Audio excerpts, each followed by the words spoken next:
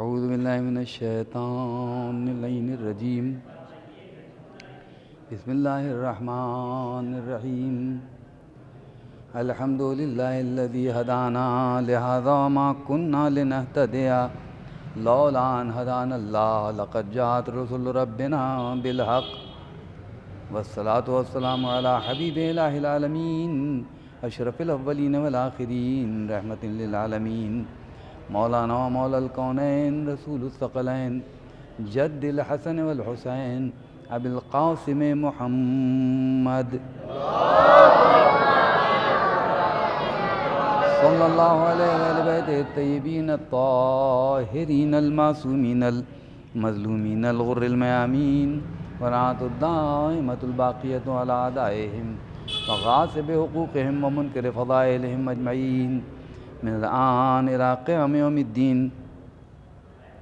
أما بعد فقد قال الله سبحانه تبارك وتعالى في محكم كتابه ومتقن خطابه وقوله الحق وهو أصدق القائلين. بسم الله الرحمن الرحيم. يريدون أن يطفئوا نور الله بأفواههم ويأبى الله إلا أن يتم نوره ولو كره الكافرون.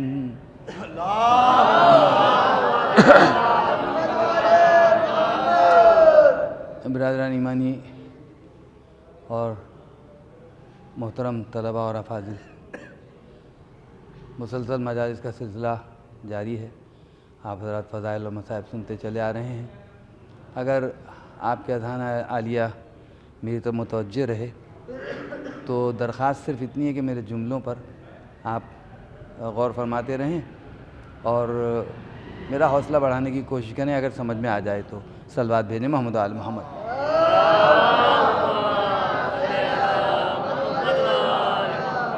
یہ آئے وافی ہدایہ سورہ توبہ کی ہے، جس میں ارشاد فرما رہا ہے خداوند عالم کہ کچھ لوگ ہیں جو یہ چاہتے ہیں کہ خدا کے نور کو اپنی پھونکوں سے بجھا دیں،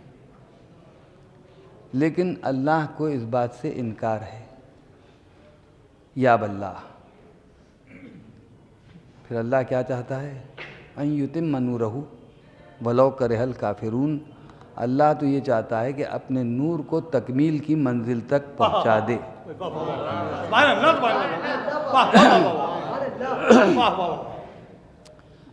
یہ جو آج ہم جس غم کو منا رہے ہیں، اس کی نوبت کیوں آئی؟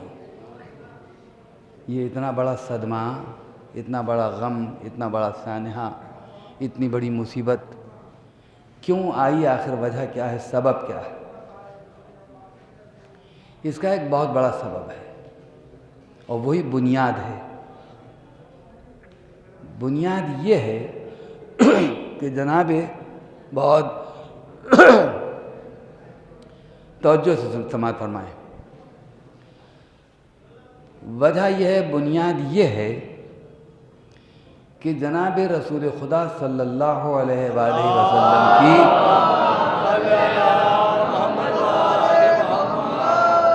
مسجد کے پہلو میں ایک بہت بڑا خزانہ محفوظ تھا. ایک بہت بڑا خزانہ اللہ نے محفوظ کیا تھا. تو لوگ جو دشمن اسلام تھے، جو دشمن دین تھے، جو منافق تھے، اسلام کو سب سے زیادہ جس نے نقصان پہنچایا ہے وہ مسلمان نما منافق تھے.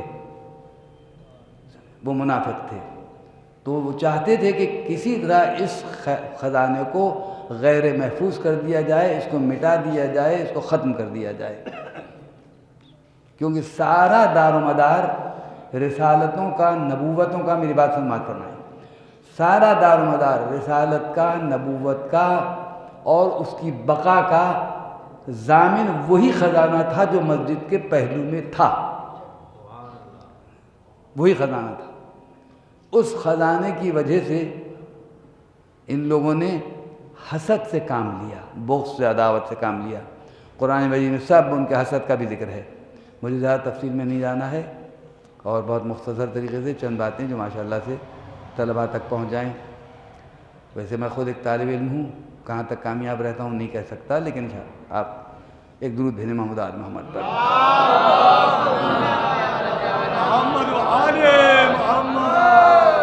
اور اس خزانے کا تعارف پیغمبر نے کئی مرتبہ کروایا، پہچانوایا، اس کو چھپا کے نہیں رکھا، چھپا کے نہیں رکھا اس خزانے کو. بس چاہتے یہ تھے کہ خزانہ محفوظ رہے، مگر وہ لوگ چاہتے تھے کہ خزانہ ختم ہو جائے. پیغمبر نے اس کی بقا کے لیے ایک حدیث بھی بیان فرمائی جس کا جواب ہی نہیں ہے، اور ایک اور حدیث فرمائی، 2 حدیثیں.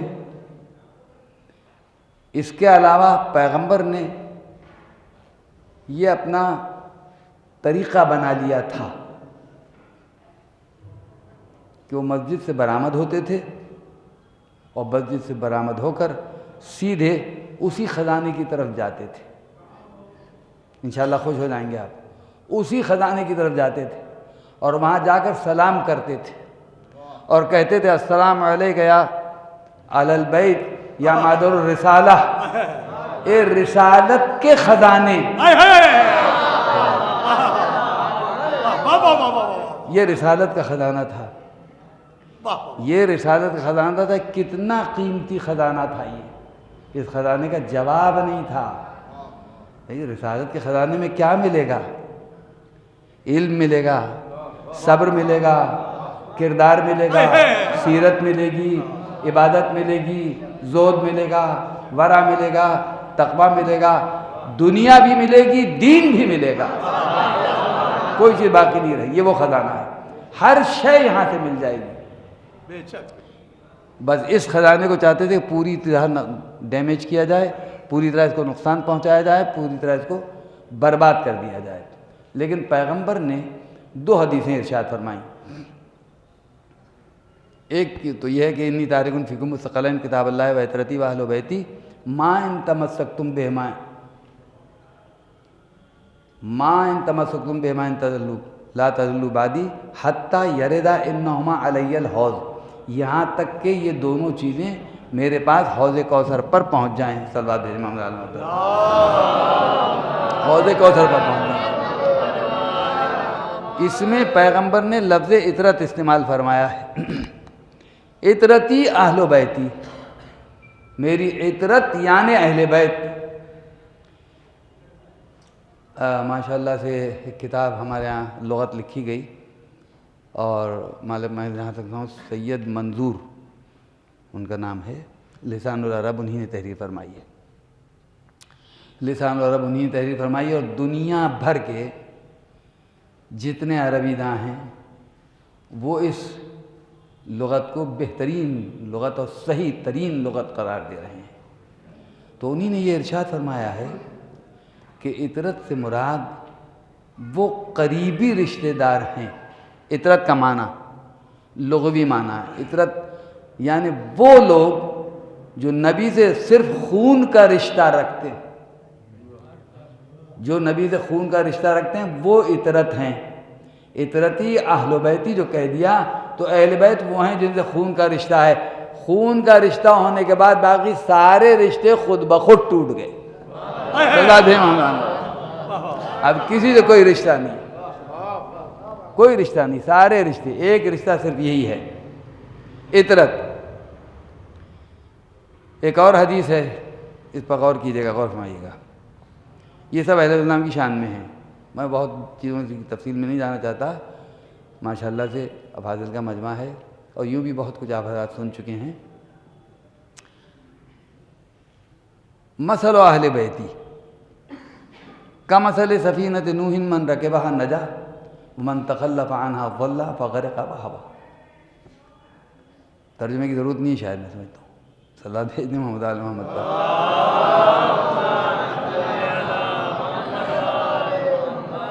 یہ اس سے زیادہ مضبوط حدیث ہے.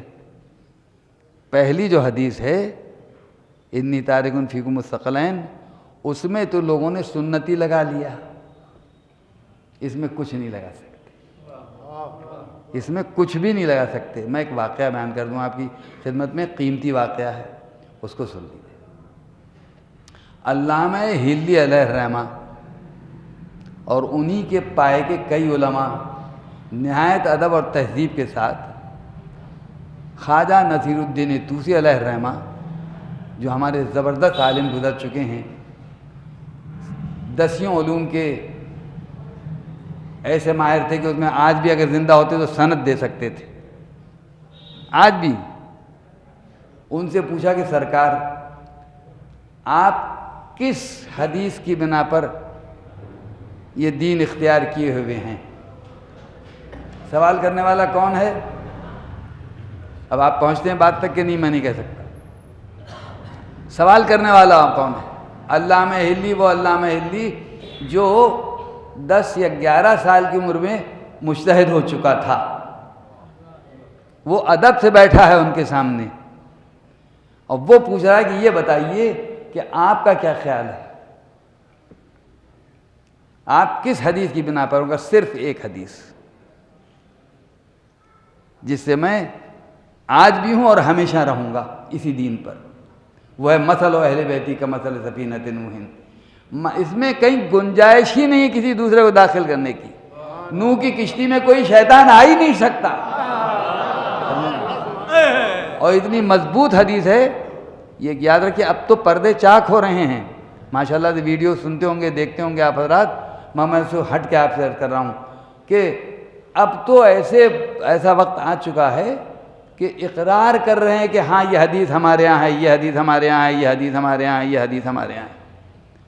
علامہ امینی کا مشہور واقعہ ہے، علامہ امینی جنہوں نے الغدیر تحریر فرمائی ہے، وہ حج کے لیے گئے، وہاں لوگوں کو معلوم ہوا، سنیں گے انشاءاللہ، معلوم ہوا لوگوں کو، علماء کو، وہاں کے علماء مکہ کو، سواد اعظم کے علماء کو معلوم ہوا کہ وہ آئے ہیں یہاں پر، تو کہا چلو ایک دن پروگرام رکھیں اور ان سے دیکھیں ان کو کتنی حدیثیں یاد ہیں اور کون کون سی حدیث اور کیا کیا ہے۔ سب گھیر کر ان کو بیٹھ گئے، پوچھتے رہے کہ یہ حدیث آپ کے یہاں ہے؟ کہاں ہے؟ یہ ہے کہاں ہے؟ یہ ہے کہاں ہے؟ سب کہتے گئے۔ بہت سی حدیثوں نہیں، آپ واقعی حدیث کے آپ ماہر ہیں، آپ علم حدیث کے ماہر ہیں، اور حدیث بھی حفظ ہیں آپ کو، احادیث حفظ بھی ہیں آپ کو۔ جب وہ تمام سوالات کر چکے، آپ کوئی سوال تو باقی نہیں رہا؟ کہا نہیں، ابھی فی الحال تو باقی نہیں رہا۔ تو یہ فرمایا کہ آپ میرا صرف ایک سوال ہے، ماشاءاللہ سے بچے اور جوان اس کو سنیں۔ کہا کہ بچے اور جوان اس لیے کہہ رہا ہوں کہ ماشاءاللہ سے اہل علم کو معلوم ہی ہے۔ کہا کہ کیا یہ حدیث آپ کے یہاں ہے؟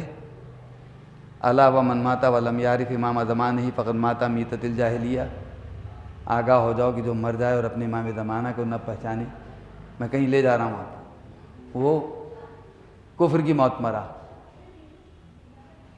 میتۃ الجاہلیہ، وہ جہالت کی موت مرا۔ تو ان کا ہاں یہ حدیث ہمارے ہاں ہے۔ ایک صلوات پڑھیں آپ۔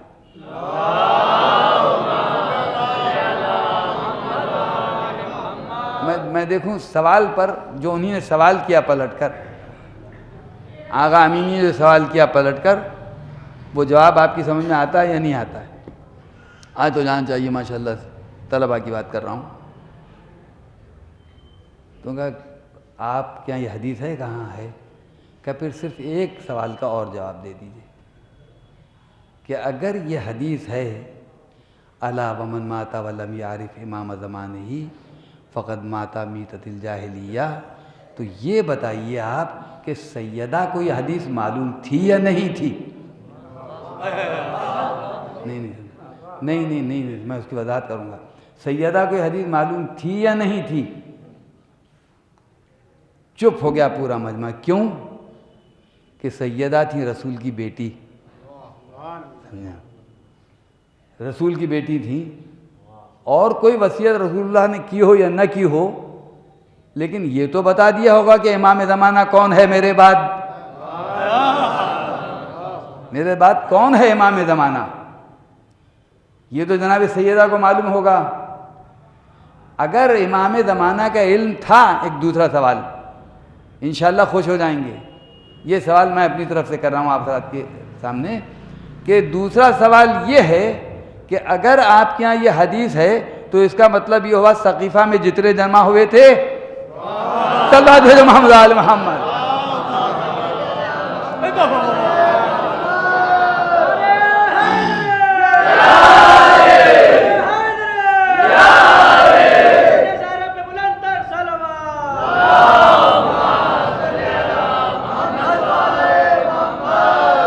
کو امام کا پتہ ہی نہیں تھا۔ اس کا مطلب یہ ہے کہ وہ کافر تھے، کافر تھے، کافر تھے۔ سمجھ رہے ہیں آپ؟ ہم نہیں کہہ رہے ہیں، آپ حدیث کی بنا پر کہہ رہے ہیں۔ الا ومن مات ولم یعرف امام زمانہ فقد مات میتۃ الجاہلیہ۔ بھائی جب جناب سیدہ سلام اللہ علیہا دربار میں گئیں، تشریف لے گئیں، تو کسی نے نہیں کہا کہ کیا آپ کو یہ حدیث نہیں معلوم ہے؟ میں تو امام ہوں، میں تو امام ہوں، لیکن یہ دعویٰ دراصل ایسا ہی تھا، ایسا ہی تھا جیسا میں عرض کرنے جا رہا ہوں آپ کی خدمت میں، کہ دراصل یہ دعویٰ اس بات کو ثابت کرنے کے لیے تھا کہ پیغمبر کی جگہ اسی شخص کو مل سکتی ہے جس کے پاس قرآن کا علم ہو، جس کے پاس قرآن کا علم ہو اسی کو مل سکتی ہے، اس کے علاوہ کسی کو نہیں مل سکتی، ہرگز نہیں مل سکتی۔ علم قرآن ہونا اس کے پاس ضروری ہے۔ پوری بحث دیکھتے چلے جائیے، سب چھوڑ دیجیے، صرف ایک بات یہ ہے، صرف ایک بات یہ ہے کہ ایک بھی دلیل 6 آیتیں جناب سیدہ سلام اللہ علیہ نے پیش کی، وہ ایک بھی نئی آیت پیش کر سکا، ایک حدیث بھی نہ پیش کر سکا جواب میں۔ اس کا کیا نتیجہ نکلا؟ خداوند عالم نے ان کو مرکز علم بنایا تھا۔ جناب سیدہ سلام اللہ علیہ کی عظمت کیا بیان کی جائے؟ تو عزیزان گرامی میں عرض کر رہا ہوں آپ سے کہ آپ سن چکے ہیں۔ ایک بات بتائیے کہ جب گھر میں ولادت ہوتی ہے کسی کی بھی، لڑکی ہو لڑکا ہو کچھ بھی ہو، اس کا نام رکھا جاتا ہے۔ نام رکھا جاتا ہے نہیں رکھا جاتا؟ نام جب رکھا جاتا ہے تو اس میں خاندان کا جو بزرگ ہو یا جس سے زیادہ محبت ہو اس سے کہا جاتا ہے کہ آپ نام رکھیے، یا کوئی بزرگ ہوتا ہے تو وہ نام رکھتا ہے، ٹھیک ہے نہیں؟ یا گھر کا جو بڑا ہو، گھر کا جو بزرگ ہو وہ نام رکھتا ہے، یہی سب طریقے ہیں نا۔ اور خاص طور سے یہ رواج بہت زیادہ تھا کہ جو گھر کا بڑا ہو، دادا ہو، نانا ہو، چچا ہو، جو سب سے بڑا ہو وہ نام رکھے۔ آپ کے سامنے ہی ہے وہی واقعہ، دور نہیں جانا ہے زیادہ، مثال یہی سامنے موجود ہے۔ خانہ کعبہ میں علی ابن ابی طالب علیہ السلام پیدا ہوئے وہ سن رہے کہ نہیں سن رہے آپ؟ پیدا ہوئے، نام کس نے رکھا؟ نام کس نے رکھا؟ کہ سب سے بڑے پیغمبر تھے، ان کے باپ تھے جناب ابو طالب، والد تھے ان کے جناب علی علیہ السلام کے۔ نہیں کہا نہیں، جس کے گھر میں پیدا ہوا وہی گھر کا سب سے بڑا ہے، وہی نام رکھے گا۔ گھر کا سب سے بڑا وہی ہے، وہی نام رکھے گا۔ اسی نے نام رکھا علی ابن ابی طالب علیہ السلام۔ علی نام رکھا اس نے۔ یہ خدا کے گھر کا بیٹا اور نبی کے گھر کی لڑکی، سمجھا؟ اب یہاں بڑا کون ہے اس وقت؟ جو نام وہاں رکھ دیا گیا وہ تو معلوم ہی ہے آپ کو، انا فاطر السماوات والارض وہی الفاطمہ، ٹھیک ہے نہیں؟ وہ تو بات الگ ہے۔ لیکن اب پیغمبر بھی چاہتے ہیں کہ میں بھی نام رکھوں، تو پیغمبر کی مرضی، خدا کی مرضی، خدا کی مرضی، پیغمبر کی مرضی۔ صرف 3 ناموں کی طرف توجہ دلانا چاہتا ہوں آپ کو۔ ایک نام رکھا بطول، رکھا نا بطول نام، جناب سرور کائنات نے رکھا نام بطول۔ بطول کا کیا مطلب ہوا؟ بطول کا معنی کیا ہوا؟ جس کی ہر سانس عبادت ہو۔ یہ نام بغیر سوچے سمجھے نہیں رکھا ہے، بلکہ پیغمبر پیدائش سے دیکھ رہے ہیں کہ یہ بچی کیسی عابدہ ہے، اور 5 سال کی عمر کے لیے جو آپ کے حالات اور کیفیات بیان کی گئی ہیں میں گزشتہ بیان کر چکا ہوں، اس کو دہرانا نہیں چاہتا، مگر اتنا بیان کر دینا چاہتا ہوں کہ 5 سال کی عمر کے حالات کو لوگوں نے جو لکھا ہے تاریخوں میں، ہماروں نے نہیں، ہمارے علماء نے نہیں، غیر مورخین نے، غیر شیعہ علماء نے جو لکھا ہے، اس سے 5 سال کی عمر کا پتہ چلتا ہے کہ سیدہ کیسی عظیم ہستی تھی، کیسی عبادت گزار تھیں۔ اس عبادت کو میں ابھی بیان نہیں کرنا چاہتا، صرف یہی بیان کرنا چاہتا ہوں کہ بطول نام رکھا، مگر دلیل قرآن ہی سے دوں گا انشاءاللہ۔ درود بھیجیے محمد آل محمد پر، جس کی ہر سانس عبادت ہو، جس کی ہر سانس عبادت ہو۔ یہ آیت آپ حضرات نے ماشاءاللہ سماعت فرمائی ہے کئی مرتبہ مختلف موقعوں پر، اور جنہوں نے نہیں سنی وہ سن لیں گے ماشاءاللہ سے۔ قل ان صلاتی و نسکی و محیایا و مماتی للہ رب العالمین۔ میرے ابھی آپ کہتی تھے کہ پیغمبر خود اس کی جو صفات ہیں اس کا وہ خود اظہار نہیں کرنا چاہتا، خدا حکم دے رہا ہے کہ تم اظہار کرو، ضروری ہے اظہار کرنا۔ قل حکم ہے، کہو ان صلاتی و نسکی، میری تمام عبادتیں، پتہ نہیں پہنچتے ہیں کہ نہیں پہنچتے وہاں تک، میری تمام عبادتیں، قل ان صلاتی و نسکی، میری تمام عبادتیں، و محیایا، میری پوری حیات، و مماتی، اور میری موت، قل ان صلاتی و نسکی و محیایا و مماتی للہ رب العالمین۔ ایک ایک پل، ایک ایک لمحہ زندگی اور موت کا، میری عبادت کا اللہ کے لیے ہے۔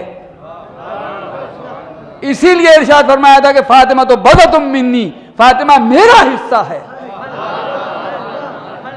اور اسی لیے نام رکھا کہ بطول ہے، میرا حصہ ہے، بطول ہے، یعنی کوئی جس طرح میں عبادت سے خالی نہیں ہوں اسی طرح میری بیٹی بھی عبادت سے خالی نہیں ہے، جس طرح میری ہر سانس خدا کی ہے اسی طرح فاطمہ زہرا سلام اللہ علیہا کی ہر سانس خدا کی ہے۔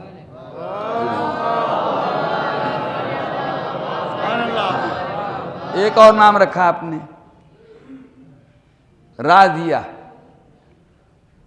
پھر اور ایک نام رکھا مرضیہ۔ دیکھیے جو کچھ ہے سب، یعنی ہم لوگ بلا سوچے سمجھے بھی نام رکھتے ہیں، بہت سے لوگ بلا سوچے سمجھے جذبات میں کچھ عجیب نام رکھتے ہیں، مگر وہاں تو جو سوچ اور سمجھ دینے والا ہے وہ نام رکھ رہا ہے،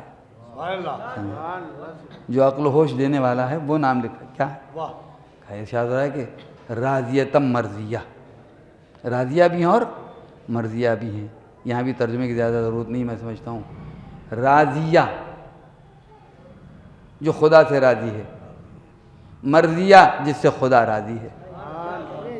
راضیتم مرضیہ آیت ہے والفجر کی، یا ایتھا النفس المطمئنہ ترجعی الی ربک راضیتم مرضیہ، راضی بھی ہے، میں بھی راضی ہوں، تو بھی راضی ہے بندے۔ یہاں راضیتم مرضیہ کا سب کی بات اس لیے میں آپ کی خدمت میں عرض کر رہا ہوں کہ فاطمہ زہرا سلام اللہ علیہا سے خدا راضی ہے، اور فاطمہ زہرا سلام اللہ علیہا خدا سے راضی ہیں، دونوں ایک دوسرے سے راضی ہیں۔ اب ساری رضایت تو دو میں بٹ گئی، ایک شوہر میں اور ایک بیوی میں۔ اس نے نفس بیچ کر مرضیاں خرید لی، اور یہ پیدا ہی راضیہ اور مرضیہ ہوئی۔ صلی اللہ علیہ محمد آل محمد، یہ راضیہ اور مرضیہ پیدا ہوئی، یہ راضیہ ہوئی، پردہ پیدا ہو، مرضیہ ہوئی، راضیہ بھی ہے مرضیہ بھی ہے۔ اب بتائیے راضیہ اور مرضیہ کسی سے ناراض ہو جائے تو اس کا ٹھکانہ کہاں پر ہوگا؟ اس کو کہاں چل جائے گی بھائی؟ راضیتم مرضیہ۔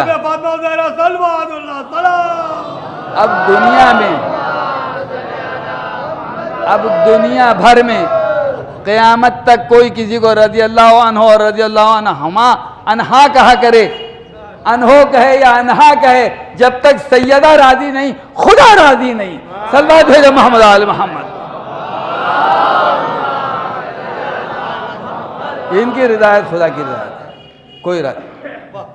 ये चंद चीज़ें आपकी खिदमत में पेश करना थी। बिरादरान ईमानी, सैयदा को दो अंदाज ऐसे हैं जिनसे आप बआसानी पहचान लेते हैं कि जनाब सैयदा की अज़मत क्या है।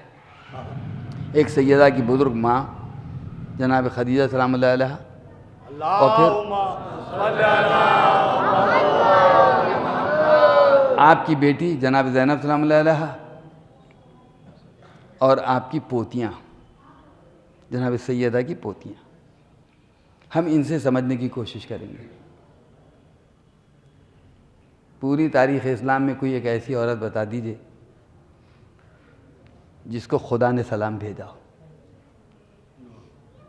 समझिए, ये वाक़या हमने नहीं लिखा है, या ये कह दूं कि ये वाक़या सिर्फ हम ही ने नहीं लिखा है, उन्हीं ने भी लिखना है जो नहीं लिखना चाहते थे। उन्हीं ने भी लिखा है। कुदरत ने लिखवाया है, तो कुदरत ने लिखवाया है कि सरवर कायनात सल्लल्लाहु अलैहि वसल्लम तशरीफ़ फरमा है और जिब्राइल अमीन आए, बैठे हुए बातें कर रहे हैं। इतने में हज़रत खदीजा सलामुल्लाह अलैहा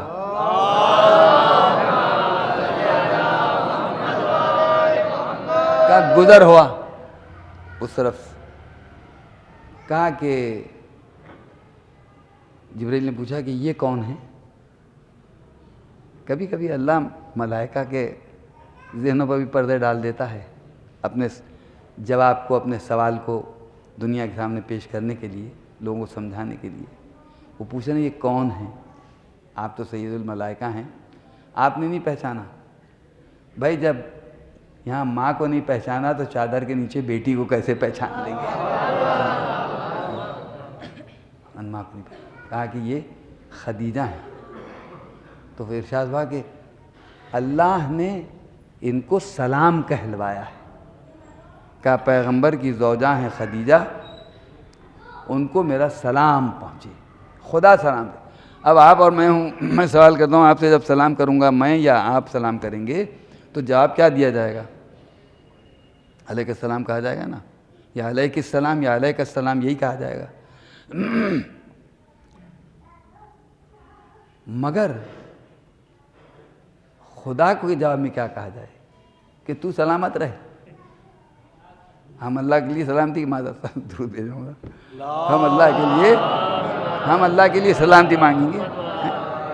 मैं जवाब दे कौन? पैगंबर खामोश है, पैगंबर ने कुछ नहीं कहा। कहा ए खदीजा, आपको अल्लाह ने सलाम कहलवाया है जिब्राइल के ज़रिए। कहा या रसूलल्लाह, आप पर भी सलाम, जिब्राइल पर भी सलाम, और वो तो है ही अस्सलाम। सल्लल्लाहु अलैहि मोहम्मद आल मोहम्मद। इससे मालूम होता था कि जनाब खदीजा जो हैं वो मारिफत के, खुदा और रसूल की मारिफत के आखिरी दर्जों पर फाइज थी। बात ख़त्म हो गई। माँ ऐसी थी, माँ ऐसी अजीम हस्ती थी कि खुदा ने सलाम कहलवाया। बेटी, जिस घर में सब आलिम हों, उस घर के बच्चों को, लड़कों को, जवानों को, लड़कियों को लोग कहेंगे भाई आलिम का बेटा है, आलिम की बेटी है, इसने हासिल कर लिया है बाप से, माँ से, है ना? सही है? आप मुतवज्जे हैं कि नहीं? अपने माँ बाप से हासिल किया है इन्होंने इल्म, इनके घर में सभी पढ़े लिखे हैं, इन्हीं ने इल्म हासिल किया है माँ बाप से, माँ बाप से इल्म हासिल किया है। मगर एक बेटी ऐसी है कि जो बाबे मदीनुल इल्म की गोद में पली है, हैं? और जिसने इस्मत का दूध नोश फरमाया है, वो जनाब ज़ैनब सलामुल्लाह अलैहा। कोई ये नहीं कह सकता कि उन्होंने हज़रत अली अलैहिस्सलाम से पढ़ा या फातिमा ज़हरा सलामुल्लाह अलैहा से पढ़ा। पढ़ा है क्या? पढ़ा है या नहीं पढ़ा है? क्या सुना आपने? नहीं पढ़ा। میں نہیں کہہ رہا ہوں، سید سجاد کہہ رہی ہیں کہ آپ عالمہ غیر معلمہ ہیں. صلوات بھیجیں محمد آل محمد پر. آپ عالمہ غیر معلمہ. کسی نے نہیں، کوئی نہیں کہہ سکتا. سوالات کرتی تھیں اپنی والدہ سے، اپنے بابا سے، اور تاریخ بھر میں یہ لکھا ہے کہ جناب زینب سلام اللہ علیہ کے علاوہ کسی میں کبھی یہ نہیں ہوا کہ وہ حضرت علی علیہ السلام سے کوئی سوال کرتا کہ بابا ایسا کیوں ہے، ایسا کیوں، مگر جناب زینب سلام اللہ علیہ سوال فرماتی تھیں اور آپ جواب دیتے تھے. اور ایک درود بھیجیں محمد آل محمد پر.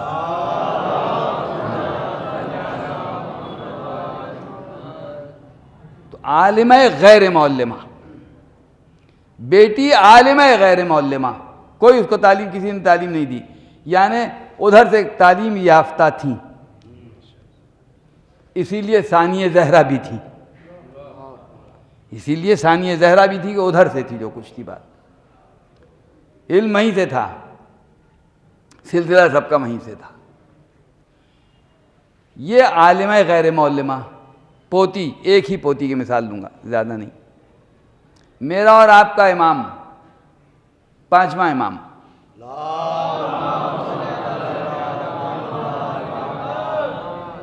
کس کے بیٹے تھے؟ کس کے بیٹے تھے؟ ہیں؟ چوتھے امام کے بیٹے تھے. جناب چوتھے امام کی زوجہ کا نام کیا تھا؟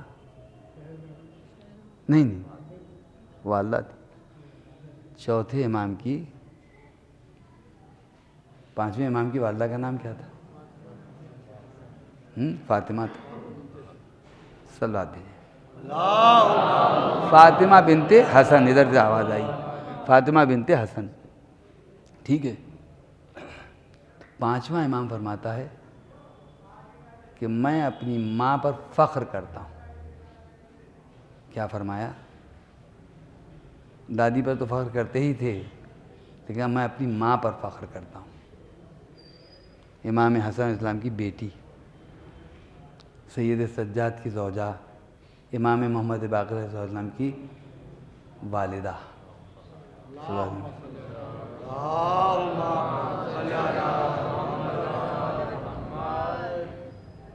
عظمت، ایک ان کی کیا عظمت ہے، ایک ان کی عظمت کیا ہے. جناب سیدہ سلام اللہ علیہ کی یہ پوتی. امام فرماتے ہیں، کسی نے کہا مولا کچھ آپ ہم کو بتائیے کہ وہ کیسے، کیا، کس طرح سے آخر آپ. کہا کہ میں تم کو صرف اتنا بتانا چاہتا ہوں کہ گھر کے صحن میں بیٹھی ہوئی میری والدہ برتن دھو رہی تھیں، اپنے گھر کے، اپنے گھر کے برتن دھو رہی تھیں، کھانے کے برتن. اور اس اثنا میں پڑوس کی عورتیں آ گئیں. پڑوس کی عورتوں نے آ کر کہا کہ بی بی آپ یہاں سے جلدی سے ہٹ جائیے. کہا کیوں؟ کہا کہ یہ دیوار ادھر سے ہل رہی ہے اور اکھڑ رہی ہے، یہ کہیں گر نہ جائے. آپ نے فرمایا جب تک میں یہاں بیٹھی ہوں یہ دیوار نہیں گرے گی، یہ دیوار نہیں گرے گی، کبھی نہیں گرے گی جب تک میں یہاں بیٹھی ہوں. کبھی بھی بس گرنے ہی والی ہے. آپ ابھی برتن صافی کر رہی تھیں، اچانک دیوار بلند ہو گئی. آپ نے دیکھا، کہا رک جا. دیوار ہوا میں معلق ہو گئی، رک گئی، دیوار رک گئی. کہا میری والد ماجدہ نے اپنے برتن دھو لیے اور آرام اور اطمینان سے اٹھ کر، بھائی جناب فاطمہ بنت اسد کی کون ہوئی؟ وہاں پر بھی دیوار کھل گئی تھی، اور یہاں تو دیوار گرنے والی تھی. وہ دیوار یہ گرنے والی تھی دیوار. کا رک جا، رک گئی. جب آرام سے آپ اپنے دالان میں پہنچ گئیں تب دیوار گری. صلوات بھیجیں محمد آل محمد پر. یہ پوتی کی عظمت تھی. میں زیادہ آپ حضرات کو زحمت نہیں دینا چاہتا، مگر یہاں پر مجھے ایک بات یاد آئی، ایک پوتی مجھے اور یاد آ گئی۔ آپ سب جانتے ہیں جو کربلا میں تھی، کبھی جناب سیدہ کا سن اگر کبھی یاد آتا ہے تو جناب سکینہ کا سن بھی مجھے یاد آتا ہے۔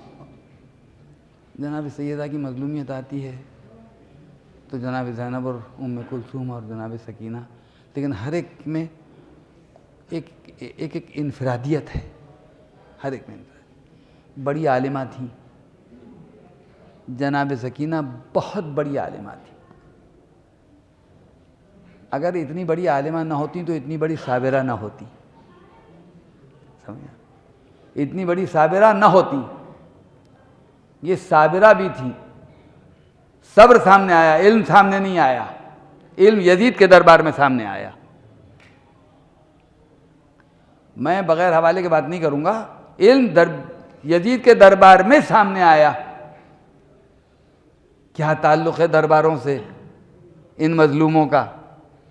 ہر جگہ، چاہے دربار ہو چاہے دربار ہو، بڑے بڑے شہنشاہوں کے دربار ہوں، شکست دشمن کی ہوئی ہے، فتح ہمیشہ اہل بیت کی ہوئی ہے۔ بڑی سے بڑی جگہ پر یزید نے سوال کیا، بہت سے سوالات کیے۔ یہ سوال شاید آپ کے سامنے نہ آیا ہو، شاید بہت سے سوال کیے، لیکن یہ بھی سوال کیا کہ یہ بتائیے کہ آپ کے چہرے پر ہاتھ کیوں رکھا ہے آپ نے؟ جواب تو آپ سن چکے ہیں، مجھے وہ جواب بیان نہیں کرنا ہے، مجھے کچھ دوسرا جواب بیان کرنا ہے۔ تو جب سوال و جواب ہو گئے تو اس نے کہا آپ تو ابھی 5 سال کی ہیں، آپ پر تو پردہ واجب نہیں ہے۔ دیکھا جناب سکینہ السلام علیہ نے، کہو یزید جواب سنیے گا، کیا تجھ کو معلوم نہیں کہ ہمارے بزرگ قرآن ہیں؟ کیا فرما رہی ہیں؟ میرا مجمع کہاں ہے؟ ہمارے بزرگ قرآن ہیں اور میں اس قرآن کی ایک آیت ہوں۔ جس طرح قرآن غلاف میں رہتا ہے، تہذیب یہ ہے، جس طرح خانہ کعبہ غلاف میں رہتا ہے، مقصد یہی تھا کہ جس طرح قرآن اس طرح ہم۔ دادا نے بھی کہا تھا کہ میں قرآن ہوں، قرآن ناطق میں ہوں۔ پوتی کہہ رہی ہے میں ہوں، قرآن کی آیت ہوں میں۔ پھر کسی کی ہمت نہیں ہوئی پوچھنے کی کیسے، کسی کی ہمت نہیں ہوئی، مہر لگ گئی لبوں پر، سناٹا چھا گیا کہ ایک ننھی سی بچی یہ جواب دے رہی ہے، کتنا وزن ہے جواب میں۔ یہ ہے اہل بیت کا گھرانہ، یہ ہیں سیدہ کی اولادیں، یہ ہے پیغمبر کی اس بیٹی کی شان و شوکت جو خیر البریہ کی بیٹی تھی۔ آدم ابو البشر تھے، سرور کائنات افضل البشر تھے، اور علی ابن ابی طالب السلام خیر البشر تھے۔ یہ 3 بشر، مگر جناب سرور کائنات کو خیر البریہ بھی کہا گیا ہے، خیر البشر بھی کہا گیا ہے۔ خیر البشر علی ابن ابی طالب السلام کو خود پیغمبر نے ارشاد فرمایا، خود ارشاد فرمایا کہ یا علی تم خیر بشر ہو۔ علی خیر البشر من ابا فقط کفر۔ یہاں خلافت امامت کی بات نہیں ہے، افضلیت کی بات ہے کہ خالی علی کے افضل البشر ہونے پر انکار کر دینا کفر ہے۔ ہم کسی کفر کی ہم سند نہیں دیتے ہیں، پیغمبر نے سند دی کہ کون کافر ہے کون کافر نہیں ہے، کون صاحب ایمان ہے کون صاحب ایمان نہیں، پیغمبر نے دیا ہے۔ تو 3 نسبتیں ہیں جناب زہرا سلام اللہ علیہ کی، صلوات بھیجیں محمد آل محمد۔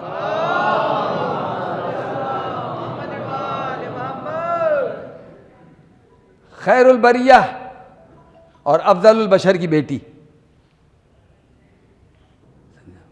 افضل البشر کی بیٹی، ایک دوسری فضیلت خیر البشر کی زوجہ، دو جوانان جنت کے سردار کی ماں، تین فضیلتیں ہوئی، ٹھیک ہے؟ تین فضیلتیں ایسی ہیں کہ جو جس میں ان کا کوئی ثانی ہے ہی نہیں. ایسی ماں کی بیٹی ثانیہ زہرا کہلاتی. بس سمجھ جائیے کہ ماں اور بیٹی کا مرتبہ کیا ہوگا، کیا درجہ ہوگا، کیا عظمت ہوگی دونوں کی. یہ ہیں جناب سیدہ سلام اللہ علیہ. ہم کو بہت دور جا کے نہیں، ہم کو قریب سے معرفت حاصل کرنا چاہیے. جتنے ہم اہل بیت السلام سے قریب ہوتے جائیں گے اتنا ہمارے پاس معرفت کے دروازے کھلتے چلے جائیں گے. جناب سیدہ سلام اللہ علیہ کی عظمت تھی دوستو. بس ایک بات پر بڑا افسوس ہوتا ہے اور ہم قیامت تک اس بات پر روتے رہیں گے، ماتم کرتے رہیں گے، عزاداری کرتے رہیں گے. اپنے امام زمان اسلام کی خدمت میں ہم تعزیت پیش کرتے رہیں گے ہمیشہ. ہم مر جائیں گے لیکن یاد رکھیے عزاداری ہمیشہ باقی رہے گی، کیونکہ جن مظلوموں کی آہ ہے اس میں، یہ احتجاج قیامت تک رہے گا. جو عزاداری کی شکل میں یہ احتجاج ہے ظلم کے خلاف. ظلم کے خلاف کربلا سے لے کے آج تک آواز بلند ہو رہی ہے اور آج سے لے کے قیامت تک کی آواز بلند ہوتی رہے گی. اسے کوئی روک نہیں سکتا، کسی کی مجال نہیں ہے، کسی میں ہمت نہیں ہے، کسی میں قوت اور طاقت نہیں ہے.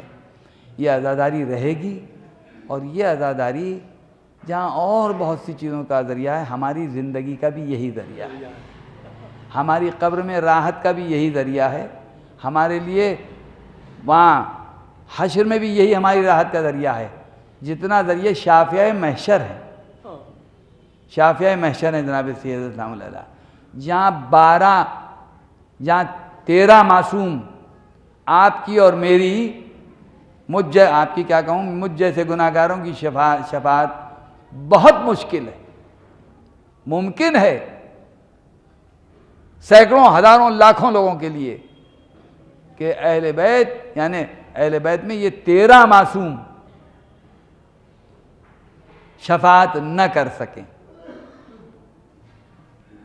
لیکن شافعہ محشر خداوند تعالیٰ نے جناب سیدہ کو بھی بنایا. جب سب شفاعت کر چکے ہوں گے اس کے بعد بھی گناہگاروں کا ایک بہت بڑا مجمع کھڑا ہوا ہوگا،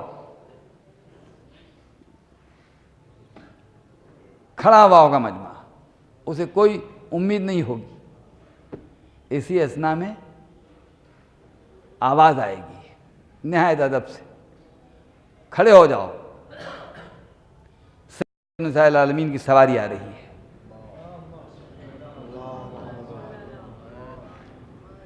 حیرت کی بات ہے، بہت دھیمی سلوات ہے.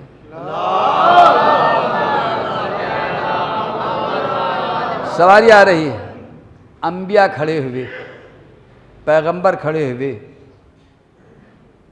13 معصوم کھڑے ہوئے تعظیم کے لیے. یہ عظمت ہے فاطمہ کی. آپ نے تو خالی وہاں عظمت دیکھی جناب رسول اللہ صلی اللہ علیہ وسلم کی، لیکن اس کا بھی مسئلہ الگ ہے، وہ بھی اب اس وقت نہیں بیان کر سکتا. تو وہ اس درجے پر جو فائد ہے بی بی، وہ سامنے آئی ہے. وقت پالنے والے میں فریاد لائی ہوں اپنی.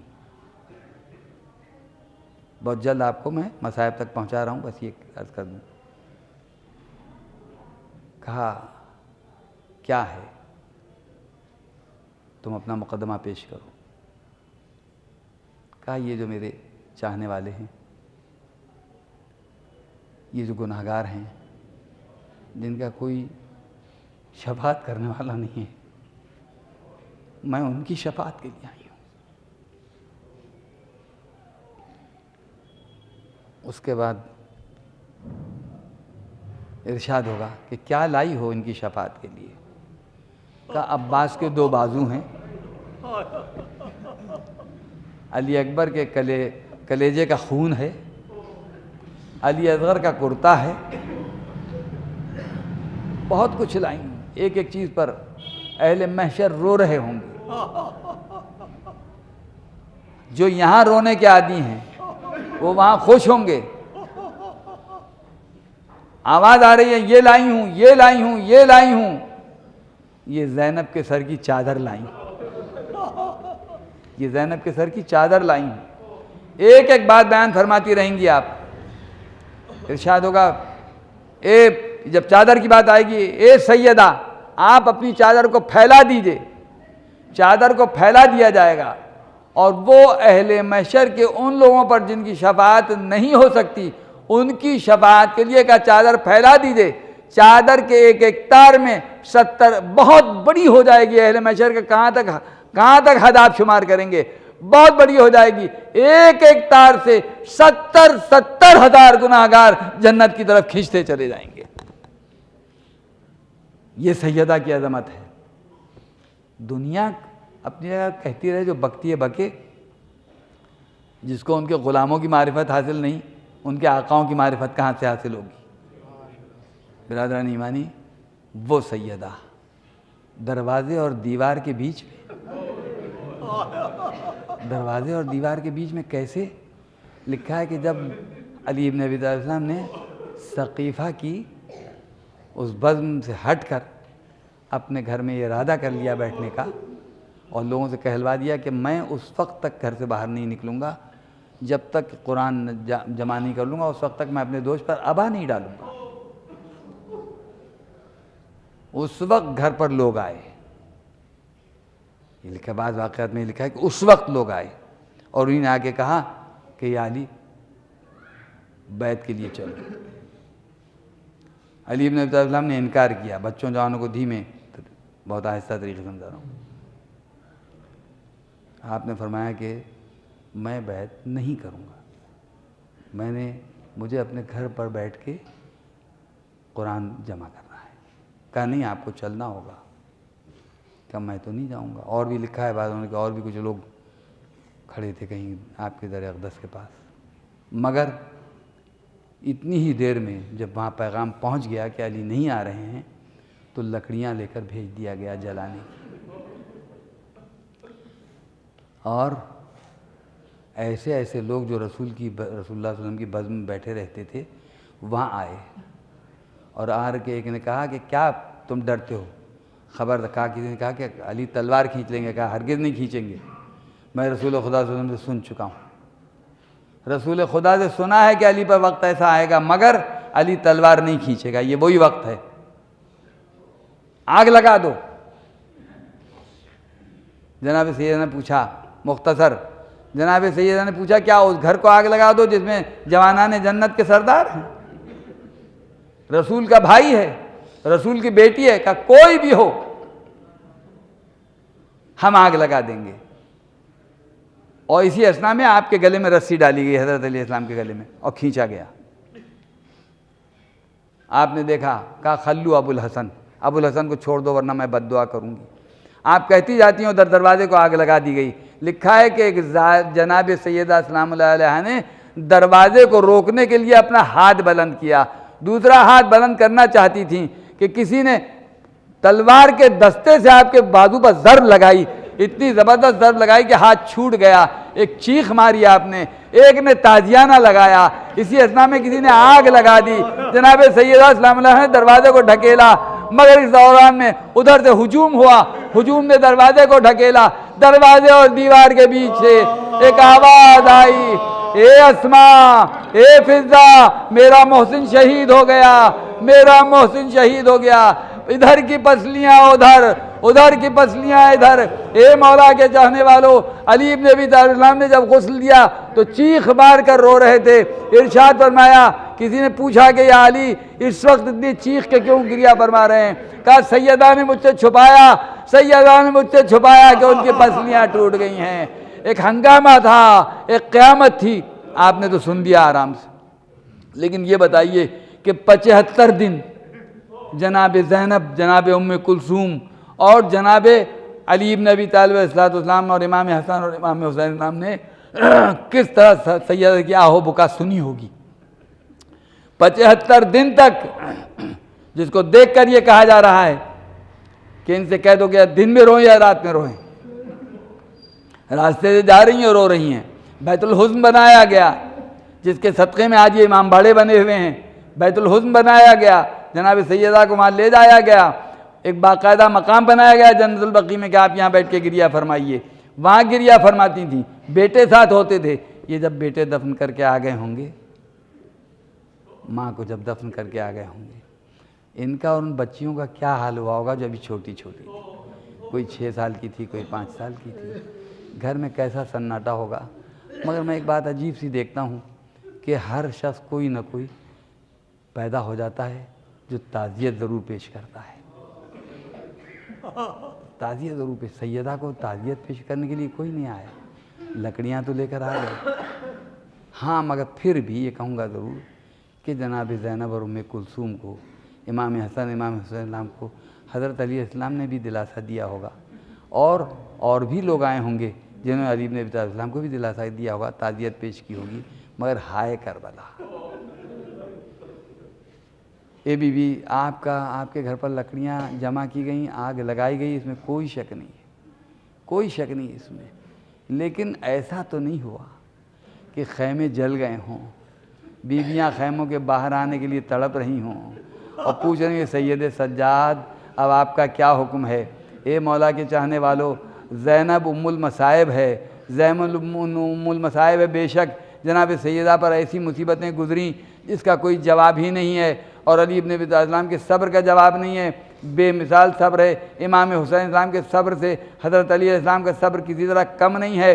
اے مولا کے چاہنے والو، ذرا آپ اس بات پر غور کریں کہ جناب سیدہ سلام اللہ علیہ کی وفات کے بعد ان بچوں کا کیا حال ہوا ہوگا۔ ہاں لوگ ضرور آئے ہوں گے تعزیت دینے کے لیے، اور کوئی تاریخ یہ نہیں بتاتی کہ اب دوبارہ کوئی آیا گھر کو جلانے کے لیے، یا اب کوئی دوبارہ آیا تماچے مارنے کے لیے، اب کوئی نہیں، مگر کربلا میں سب کچھ ہو گیا، کربلا میں سب کچھ ہو گیا۔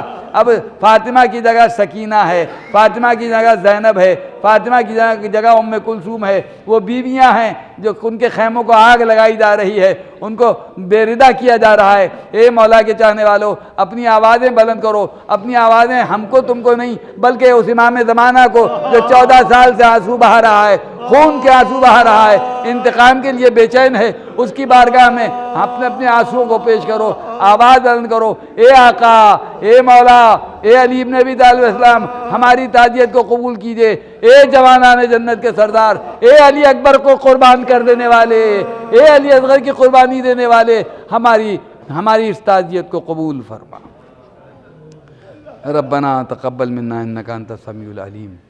بارہات واسطہ محمد علی محمد صلی اللہ علیہ وسلم کا، اہل بیت کے تصدق میں ہمارے گناہ صغیرہ و کبیرہ کو بخش دے، ہمارے مرحومین کی مغفرت فرما، ان کی قبروں کو منور و معطر و نورانی فرما، ان کا اعلیٰ علین میں جوار معصومین میں جگہ عطا فرما۔ بارہات واسطہ محمد علی محمد صلی اللہ علیہ وسلم کا، ہمارے امام علیہ السلام کے ظہور میں تعجیل فرما، ہمارے گناہ صغیرہ و کبیرہ کو بخش دے، ہمارے مرحومین کی مغفرت فرما۔ پالنا تو محمد علیہ وسلم کو جمیع